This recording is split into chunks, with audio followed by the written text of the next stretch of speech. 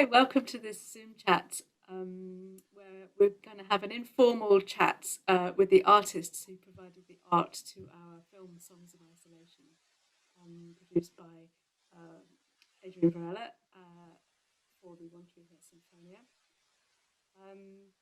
We just thought it would be nice just to get the perspective of the artists because, hi Pupak. Hello.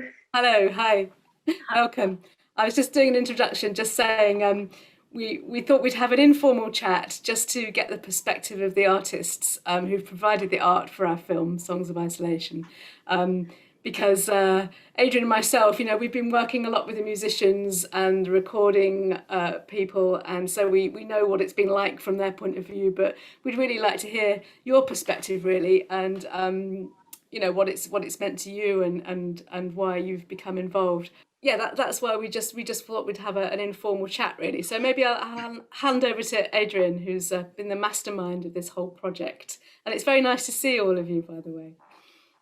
Okay, thank you, Andrea. Hi, everybody. Hi, Joe, Pupak, and Misa. Very nice to see you all. Misa, I may be seeing you for the first time because of COVID. Yes, well, I'm Adrian, and I'm the director of the film Songs of Isolation. Also with Andrea, we've run the One Tree Hill Sinfonia, which is a local orchestra in Southeast London. We've run it for about 6 or 7 years. And of course, we've always done live concerts. But when COVID struck, that went out the window. And it raised the question, what would we like to do? We for sure wanted to keep playing.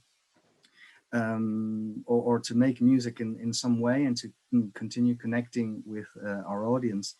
But COVID obviously made it impossible at first and very difficult later. So what we decided to do is to make this film Songs of Isolation, where we found some Handel arias. Why Handel and not Bach, say, the two great contemporaries? Well, Bach was very much about God, his writings about God, but Handel was writing about people. So we found some arias where people, the hero, the heroine in question in the particular opera, was singing about looking after her well-being, or the hero is singing about self-motivation, or the other hero is singing about enjoying more time at home. And of course, these are all things that have happened to not just to musicians, but to all of us during the pandemic, during the lockdowns. So we found a way to record that in November when it was possible for a short period of time. And then I went to each singer's house to film them in their own domestic settings, doing what not great artists do, but what just everybody and all of us were doing at the same time, which is stroking your dog, making yourself a meal, working from home, or trying to work from home and failing, or having a shower, grabbing your mask because it's the first day you're going to come out of the house, enjoying time with your children, all these things, just the mundane things. We wanted to put them together with the exalted music of Handel speaking to us about our very own challenges from a different time. So it was a kind of trying to cross all barriers and boundaries, and by doing that, to unite a song and to say to our audience and to each other, we are not alone, and to find something positive, spiritual within the difficult times that we're living in. There was one silver lining with the pandemic, and it was that pre-COVID, we had never had the opportunity to work with anyone who is not a musician. But because we are now making a film, we had the chance to say, hey, and we're a local orchestra, why don't we go and hunt for some local artists and see if they might like to take part in the film as well. So this crazy idea actually materialized with 5 local artists, 3 of whom are here today: Joanne Green, Pupak Navabpour, and Misa Gott. I think maybe Andrea, I'll hand over to you and to the artists to talk about how that worked, because I had the idea to do it, and I thought that it would be good to incorporate the artwork diegetically, so as part of the actual backdrop. So here I was taking some massive paintings or prints on a train to St. Albans or to Wimbledon, on top of the photography, the filming equipment, the lighting, everything. It was pretty mad to do. Also, the chats with you guys, with the artists, were very interesting because there was a color scheme to the environments that we were going to be filming in, which I hadn't been in physically before. We talked about space, size, texture, weight of the artwork, all sorts of things. I remember Joe's glasswork. We discussed whether the children would be okay with having some glass so close at hand. So that was kind of the starting point for all that. So I'll hand over to you then, because I'd love to hear what you made of all this when it kind of landed in your inbox. Yeah, well, maybe we'll just sort of take people one by one. I mean, from my part, my main job, as you know, was arriving at your houses and picking up your art and taking it to the singers' houses and then returning it a few weeks or months later. And it was great to meet you on your doorsteps. So it'd be really nice to hear from you, how you found it and what your motivation was for getting involved, and how that really is connected to your experience of lockdown. So who'd like to go first? Or should I just pick a volunteer? Joe, do you want to go first? Yeah, that's fine. Yeah, so the first I heard of it was from Adrian. And I've known Adrian for a little while, and he's known that I create glasswork, which I used to do as more of a full-time occupation, but now I've had to kind of take on a different full-time job, and so it's more now of kind of a hobby status, but it's something that I'm very passionate about, and the fact that Adrian wanted me to be involved, I was absolutely delighted. I really, really was. So a big thank you. And it was just really nice to be able to do something which was kind of instrumental, hopefully, in thinking about lockdown in a slightly different way, which was really nice, and something which was kind of quite artistic coming out of it, and creative, and in kind of a personal way. It was something very different that was happening during lockdown, because obviously everything had kind of stopped and come to a halt, and then suddenly this new thing, something very exciting, was happening, which was really nice to be involved in. So I was absolutely delighted, and it's been just lovely to know that a piece of my work has featured. So thank you very much indeed. Yeah, no, I think it's great, this feeling of being involved, and we were very keen to involve local people as well, because as Adrian said at the beginning, it's a local orchestra, so it's nice to involve people who live quite locally. Pupak, do you want to go next? Yeah, so I guess the same as Joe. I was really quite surprised when I was contacted by Adrian. I was like, wow, this sounds like a really interesting project, and I think also the fact that, again, as you said, it was like a local orchestra who was doing it, featuring local artists. I thought, yeah, it's kind of, I guess we've had lots of bad things related to COVID, but the nice thing was when all the local communities started to get together and kind of having more interaction with your neighbors. And so that it was a fantastic, I thought it was a fantastic opportunity, and I was really pleased that you asked me to take part. I think it's nice when, as both of you said, you can do something a bit different. I mean, during this time of lockdown where all the days are the same and there's nothing new going on, to actually have something new on the horizon, it's quite nice. It lifts you out of the daily gloom. Yeah, very much so.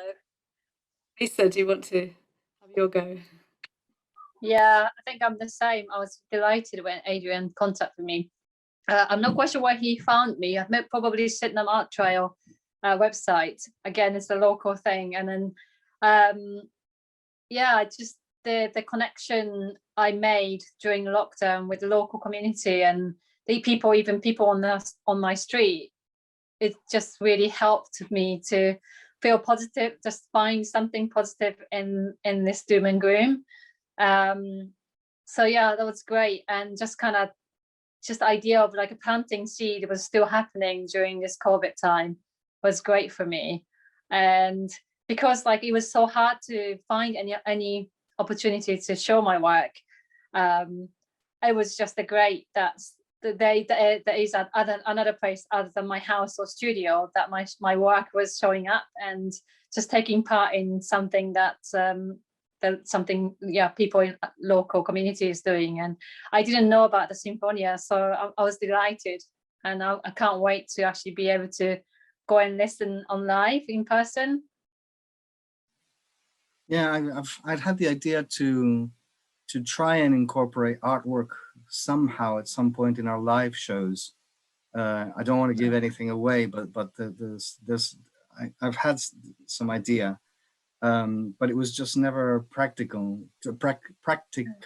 if that's a word. Yeah, what you are describing, I felt as well. I remember in the first couple of weeks in lockdown, I'm a professional musician, so I'm used to working any day, any location, normally at night. So after a few weeks, there was this conversation between my wife and my son. What day is it today? I've got no idea. And suddenly everybody was in this kind of gray thing, mutating thing. And I thought, yes, welcome to the world I know. So now they finally know how I feel after 20 years. I also, I mean, it was, I don't know how it was for you, but for me, it was a sense of panic first as a musician, because it hit us particularly hard, and we're still not out of it. I'm not saying it's easier for anyone else. I am saying for musicians, I know it has been hard. I thought the profession had disappeared. I thought recording had disappeared. We had recorded the Tom and Jerry film, and now it was gone, and in the end it was made. But so after that initial reaction where everything disappeared and people just were in their homes watching Netflix and wondering what's going to happen, and no one understood this virus. Then these videos of orchestras started to appear. There started to appear more and more very interesting digital visual art also. All the musicians I know now are digitally literate, which they didn't used to be. I don't know how many people used Zoom before this. But I remember seeing this orchestra from whichever country or UK has made a video, and they're all playing together, and oh, okay, well, I'm going to watch it. Click, and you have the screen with all the different everyone in their little box like that, and they figured a way to listen to a click and to synchronize. And I felt that's what came across from me was a sense of community within the orchestra, and also a sense of catharsis, that this was cathartic for the people making it. But I missed a little bit something that all of you have mentioned, and it was the connection with the people on the other side of that, because the person who's watching that, the person who is not a musician, the person who is at home stuck and confused with their children, doesn't know what's going to happen with their job, how they're going to pay the bills. This is wonderful for them to see, but it kind of leaves them out. So that's when I started to think about ways to cross these barriers. And I'm so glad that you answered our call to, yeah, sure, I'll loan to these completely unknown people a couple of artworks. Sure, do you want this one? Do you want this? you must be a little bit mad, I have to say, but thank you. I know I felt a bit sheepish of turning up and saying, yeah, can I have your artworks, please? We'll give them back to you, don't worry. But it was like such a fantastic opportunity for us, because we make art and we want people to see it, just as I'm sure you want people to hear your music. So it was, yeah, no, brilliant. And I have felt that actually there've Yeah. been more opportunities for people to see it during this time because of the video, because there's been so little availability of any kind of shows or anything, that it's just been lovely to almost kind of expose it to the air almost, because you know these things were kind of packed up in boxes and there was no opportunities at all, and then suddenly it was like being able to kind of get this treasure back out again and say, oh yeah, it's still there, it's, you know, it's still got a, hopefully it's still got a value, and you know, it was just nice to be able to go through it all again and hopefully, you know, give it a new audience. Yeah. I remember with Joe and Pupak, Pupak's work I only ever saw online before the project, which was very interesting, and it's very varied work, very varied work, and some of it I thought, this is nuts. I'd love to use this, but I can't see how this character, this person would have that in their house. Whereas with the artwork that did end up featuring the film, it was like, yes, well, I can see that this suits. With Joe, Joe lives not far from me, so it was a pleasure to have all her very, very delicate glasswork boxes all around the house. I've got a Springer Spaniel. I was thinking, oh my God. Fortunately, nothing happened. But Misa, with you, how did you, I mean, I made a little bit of a selection process, but you said, I think I'd like these works. Was there something particular about the works?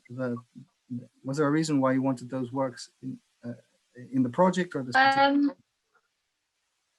Yeah, I think the work you chosen was kind of quite milestone work for me, like where I really felt like, oh, I think I got my artistic voice worked out, which I feel like going up and down about it. But that's kind of one first piece, and it's been in my living room, and so kind of really used to having that around, and my friends or family walk in and then give me nice comments on it. And so I mean, I that's what reason why I hadn't sold it. And my mom also said like she loves the work and she wants it. So I sort of like kept it aside, and that's the work that you actually used in the film.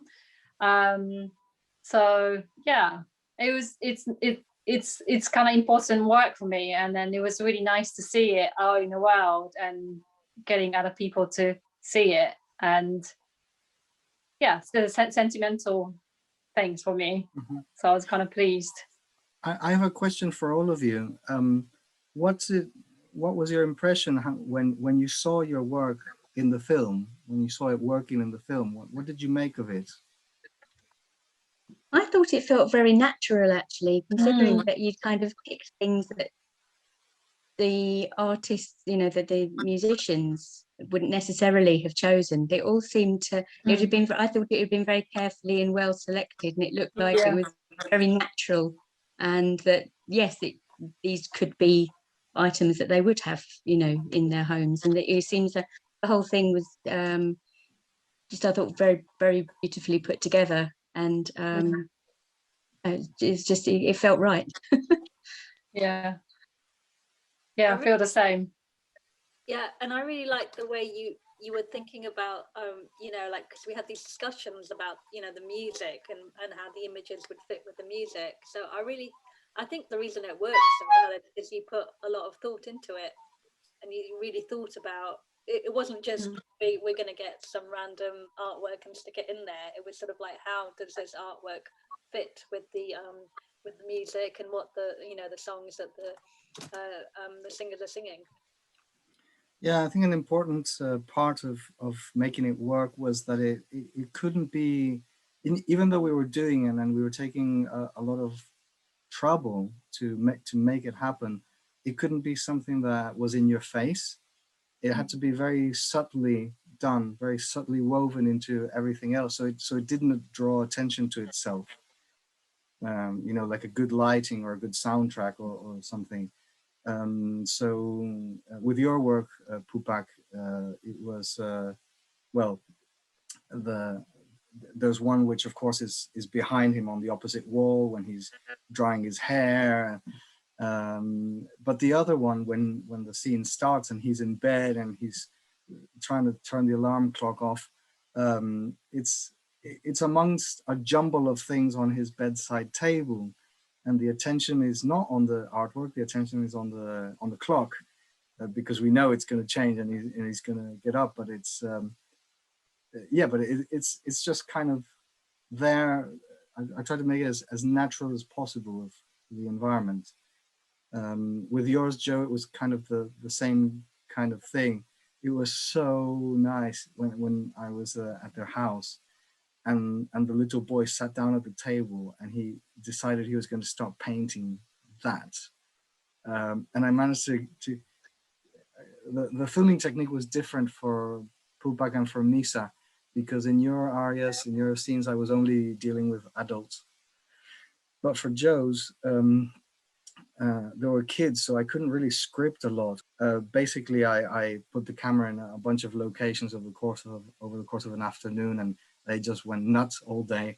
But in the course of that, the little boy sat at the table and took a piece of paper and took out his pens and looked at the colors, and I managed to capture some of that, where that he's pointing at it and a bit in awe, and it's just the sweetest thing.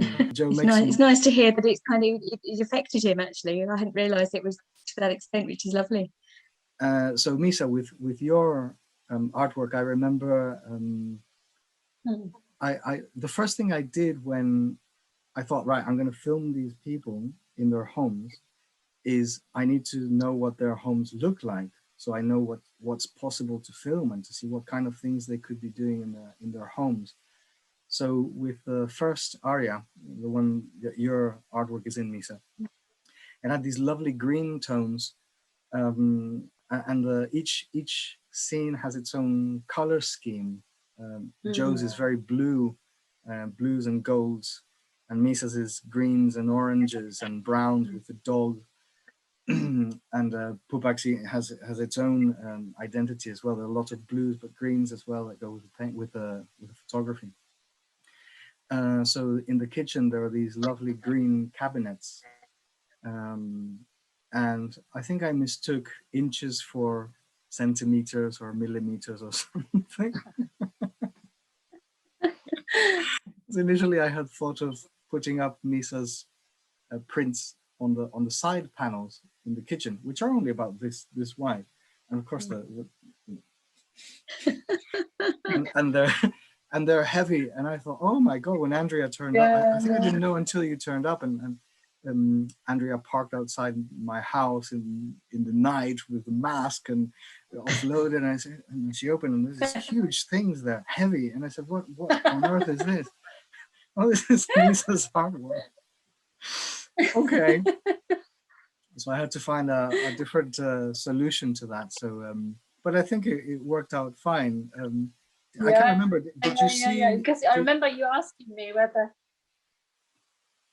Yeah. Sorry, I remember you asking me whether you might need to take the work out of the frame or not, and yeah. Yes, and how to hang it, how many points to hang it from. Yeah. Yeah, we had conversations about whether I had to make holes in these people's walls or in their home, or whether the holes they already had, whether the weight could take the weight of this new artwork, which was going to be in their house for a few hours. Yeah, I think the most challenging one was the one in the living room when she's with her dog and she's working on the computer, the picture's just behind her, because if that fell over on her head, we'd have other kinds of problems. And simple mundane things like okay, arriving at her house with all this equipment and this heavy artwork, and okay, and the dog, well, is the dog going to wee on the equipment? Is it going to go on the bed where I'm planning to put the paintings on? So all these things, as a conductor, I'd never had to deal with before. Yeah, must have been challenging. How long did it take you to film? To film, Mm, I did each scene in one day. Also, we okay. have the artwork from the introduction of the film, which is that beautiful model of the lockdown room made by Kate Emblem. I'd always been interested in working with video.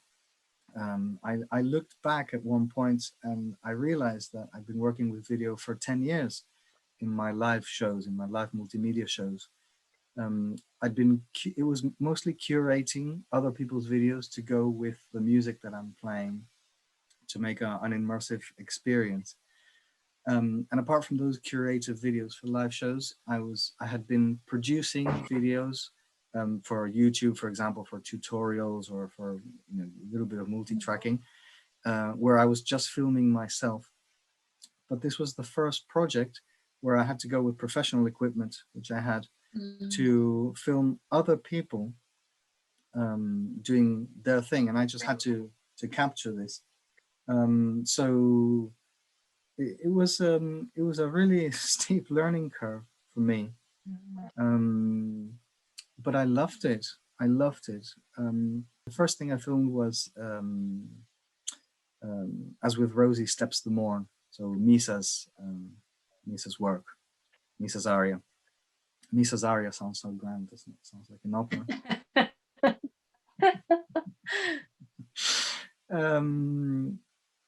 And I filmed it in sequence. So we actually filmed the kitchen first, and then and the little bits where she's wearing a mask and it's a different kind of grading.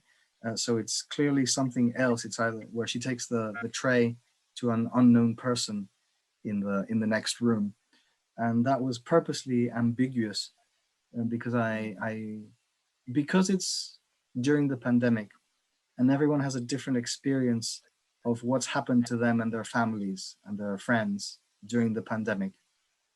I didn't want to make a film about one particular situation. I wanted it to make about a particular person, but that everyone can relate to some aspect, some things of what this person is going through.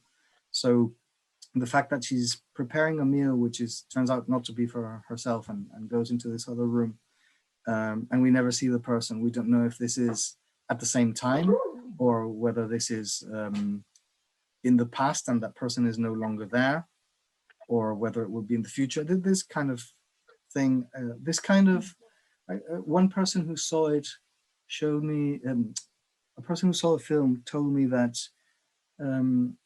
it really brought back the feeling of what lockdown was like, because it's filmed in a cinematic aspect ratio, so it's very horizontal.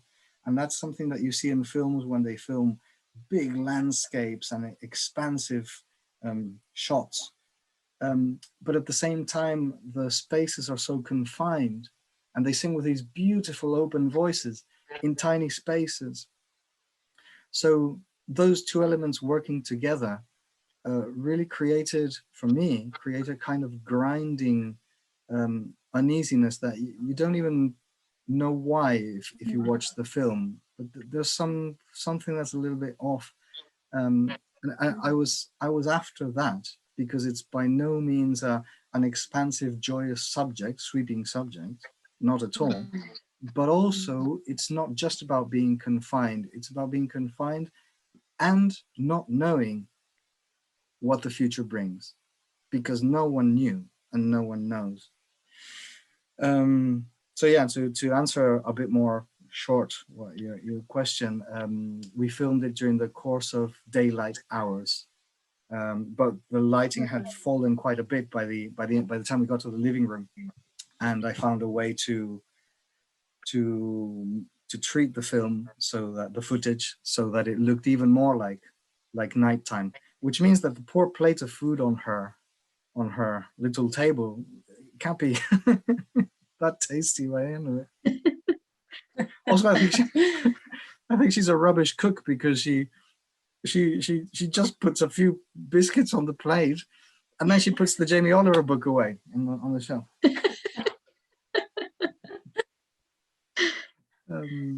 Yeah, what about the second aria, Pupak, yours?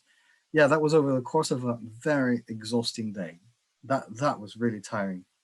The scene where he gets out of bed and he does all the calisthenics, he had to do them until we got the shot. So the poor man, he's like, okay, I'm going to bed again, after doing this for half an hour. And then he still had to pretend to oh, I'm so tired. And the same with when my another person saw, a friend of his saw it and told me, my God, poor guy, how many times did he have to shower? He was such a good sport. Jolien was such a good sport. He'd get in the shower and he'd wipe it off, and he had to hit certain marks with the aria, with the song.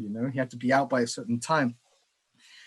So okay, run it again, and I needed different shots, so I didn't move the camera, do it again, and finally running down the stairs. That was incredibly hard because I was holding a gimbal to chase him, and he had to be. That was done on a GoPro, so the screen is that tiny, and he's a tall lad. He's taller than I am, so I had to chase him down the stairs while keeping him in frame. These old houses, the steps are very, very high. So I had to not break my neck while at the same time keeping him and chasing him down 2 flights of stairs. And then when we got to the bottom of it, check it. Let's try again. And 2 flights again. So fun, long days. Did you record the sound at the same time as filming? So I couldn't work out if, did they sing again afterwards and then you added that to the video, or was it actually the as they were singing in the rooms that it was recorded? Andrea, do you want to talk about how that was done? Yeah, sure. So yeah, no, we filmed the sound separate. I'm sorry, we recorded the sound separately. So we had one recording session, which was in late November, where we got a small orchestra together, and the 3 singers. So I mean, these people hadn't played or sung in front of any audience for like over 6 months. So it was a quite a full-on experience. But I think we took most of the day, I think, to do that. I seem to remember it was pretty much all day. Yeah.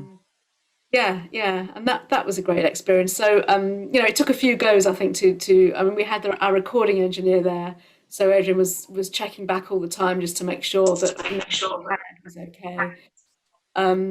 Yeah, but for me, I said this to the singers, especially Ben, who's the countertenor singing with his family. So I was just standing chatting to him, and just normally, and then he said, "Oh, I've got to go and sing now." So he goes up onto the stage and then sings this fantastic aria. Like, oh gosh, this is just amazing.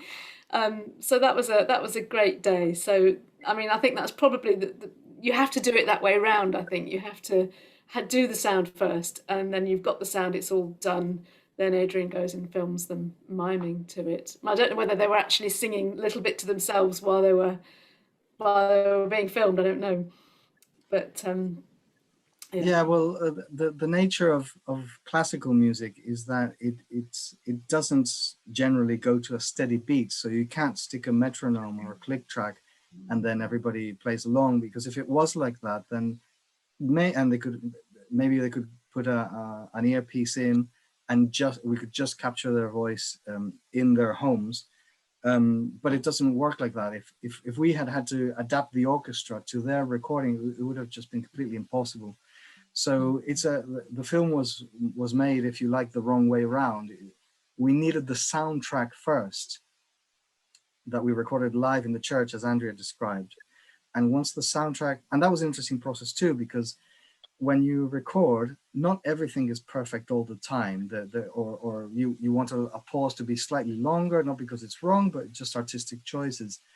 So we got everything down, we got it in the can. And then once that was there, the clock started ticking for us to be able to film. But in order to be able to film, we needed to have the backing track that the singers were going to be miming to. And in order to have that backing track, it didn't need to have the final mix of sound, but it did need to have the exact length and the exact takes of their words and their inflections and their lips and everything. So that level of detail had to be absolutely sorted. So it took, I think, a couple of weeks with the recording engineer, Adak, and each individual singer and myself, all checking that and Adak was sending us 3 1-second clip of different segments, and we discuss it. And so finally it was all put together like a collage. And then that went in 2 separate directions. One was the recording engineer who would then process that and make the final master.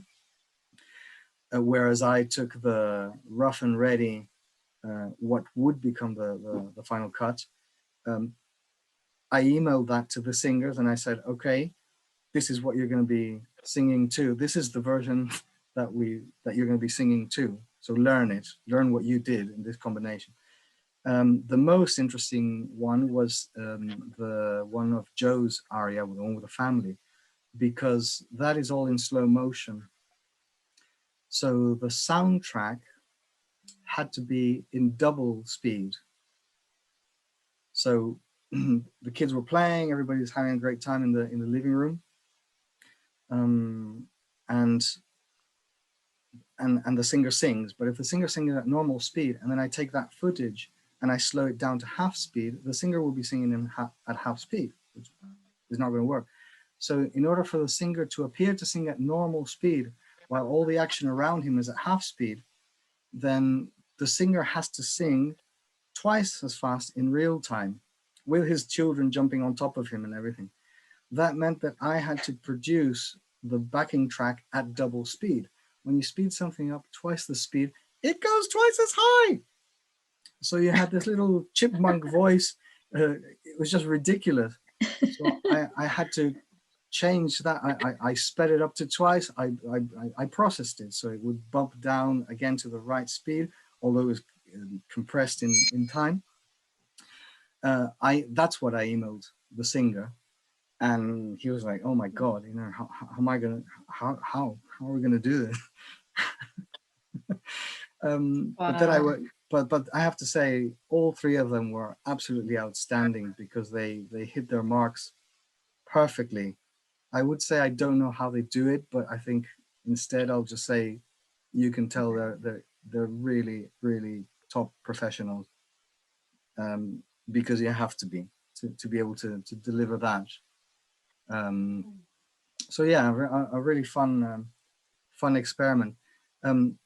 Also, COVID actually hit us directly. I got COVID when we were supposed to film at the beginning of December. And by the time I was well again, it was Christmas, and then it was New Year, and then people couldn't travel to different parts of the country. So what should have been filmed in December ended up being filmed, the first scene at the end of January, the second scene, I think, at the end of February, and the third scene, I think, as late as March. So the film, I had it on my computer, and I had, okay, I've got the first aria that's been edited, fine. And I had the entire soundtrack at the bottom. So it was like a Tetris thing where I would put things as I had them. And there was a ridiculous point in production where all that was missing was the Jolien's aria, the one Pupak's aria, where, you know, the guys in the shower and all this stuff. So if you looked at the file on the program, it had the opening, it had all the titles, it even had his the subtitles and the translations of his song, and you could hear his song, but it was like this went like this, and there was a big gap, like a tooth missing, and then it continued with a nice, you know, with all the credits, the film credits, etc. So it was a very nice moment when we finally managed to plug that hole, and the film was complete. I have to say, you would never know that it was something that you didn't do on a regular basis, because it was so beautifully put together and looked frankly flawless. Really, it was amazing. Thanks, Joe. I'm a big fan of Edgar Allan Poe, and he wrote an essay on how to write. Maybe you know it. And what he says is the way he writes is he starts from the end. So he starts from what the reader is going to be left with. And in order to get to that point, he constructs everything from the start to finish. And that's exactly how I operate, actually. When I read that, I thought, right, okay, here's someone who I work exactly in this way. When we set out to make this film, like I said at the beginning of this chat, you know, when I saw the different videos that different orchestras were making, I could see what there was in them, but I could also see what I felt was lacking in them from the point of view of connecting and community and embracing and reaching out and just touching each other across the enforced void, because that was a real source of insecurity and pain for everyone. So what I thought was, what I want to do with this film is I wanted to do that. I want all these people who I don't know, who are in their homes, who may for some reason come across this film, there'll be someone on the other end giving them this glorious music, but also showing them at the same time just the most everyday things, everyday situations that we're all fighting with, that we're all coping with. So that was the end point. And once I knew that that's what we were going to put out, that's what we're giving people, that's what we are giving of ourselves to everyone, then it was just a case of seeing, okay, well, this element is coming in. What about these artists? Who are these artists? What's their artwork? What are the spaces their artwork is going to be in? What's the music? How does this all? So it's pretty complex in a way, but it's also simple in the way that all the strands have to gravitate toward each other. So then everywhere you look in the film, every piece, every note, everything you see is taking you on this journey in this one way. And the film never really ends until the final line of print with the final chord at the end of the credits. It's one arch which hopefully sweeps everyone along and leaves people with a nice feeling, you know, a positive message. Yeah, I think it definitely had a real kind of positive vibe to the, you know, all three of the films. It was just lovely. You kind of got to the end and it was uplifting and nice, but it also something that you could relate to quite easily, you know, having obviously all of us in that kind of similar but very different situations, but something we could all relate to very, very much. Right. Wow. Does anyone have anything more they'd like to add to this? Can I just ask, actually, would you consider doing a second batch, as it were, or do you think was it, you know, obviously a very complicated thing to do? Has it put you off completely? Yeah, you know, the artwork they gave me, oh my God. I mean, the whole process. Yes, we have plans. We not to do the same thing. Actually, when we did the premiere, we did an open Zoom chat at the end of the premiere. And that was really interesting because there were a lot of people involved in the production. Sadly, we didn't have any of you, but there was audio and singers and all sorts of people.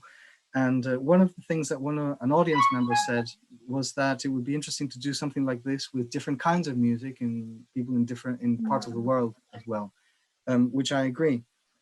Right at the moment, we are thinking of more, not the same, not that, but we are planning a bigger project, which I mean, hopefully lockdowns and COVID will be left further and further behind.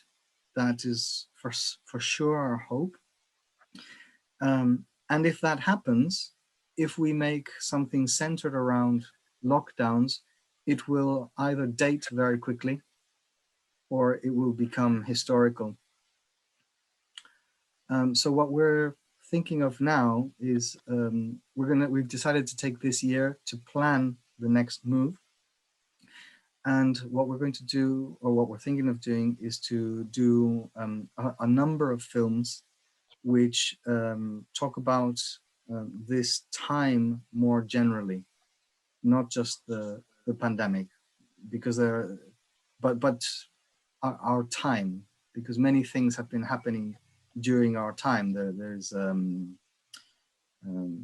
know, who could have foreseen that a virus would have an impact on Black Lives Matter, on ramifications of Brexit, domestic violence, etc., etc., etc. You know, there are all sorts of things which had been happening before the pandemic, which now have been exacerbated, or have been made bigger or more urgent.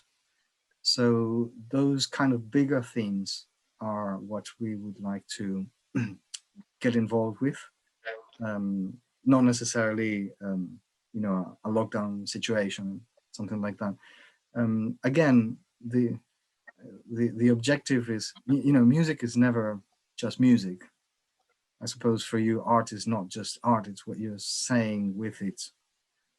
And for me, Andrea, I'm speaking for you, but maybe you agree.